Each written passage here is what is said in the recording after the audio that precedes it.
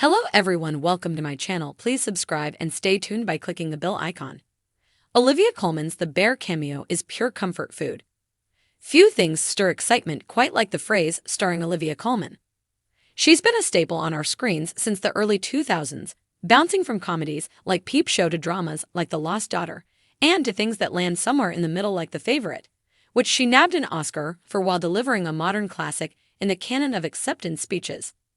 Still, despite her having what we could scientifically call the range, there's a specific brand of Olivia Colman that television especially has learned to use to full effect: comforting Colman.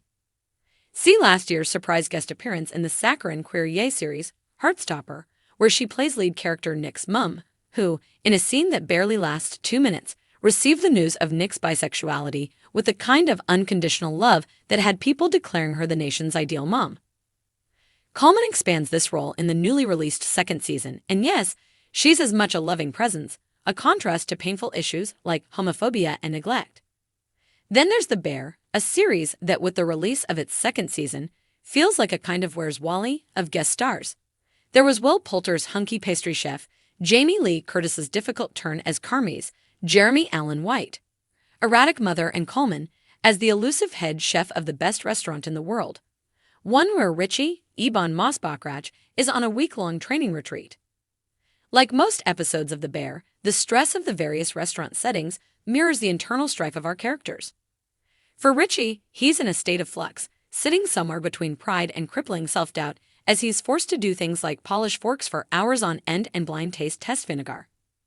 As he's nearing the end of his stint in one of Chicago's best kitchens, he comes across Terry, the as previously unseen head chef. He sees her peeling mushrooms, an arduous task which only has the purpose of proving to diners the kind of labor that's gone into their meal.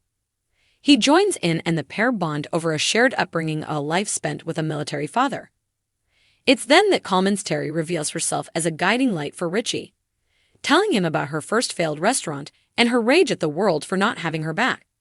She tells him about stumbling across the restaurant they're currently in with its lease sign that told her it's never too late to start over. Richie, who earlier in the episode reluctantly accepted that his ex-wife has moved on, takes it to heart with the realization that life moves along whether he protests it or not. Then there's the kicker, as she explains the fraught relationship she had with her dad. She reveals the fact she only understood him after he died, and she found diaries full of insignificant musings about things he'd seen to make a note of to remember.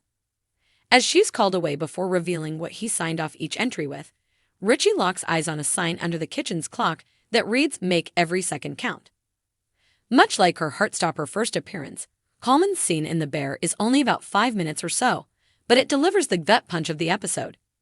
In a career that spanned decades, Colman has found a sweet spot in parachuting into beloved series to heal sad men, be they fearful about the repercussions of revealing their sexuality or clinging on to guilt and shame.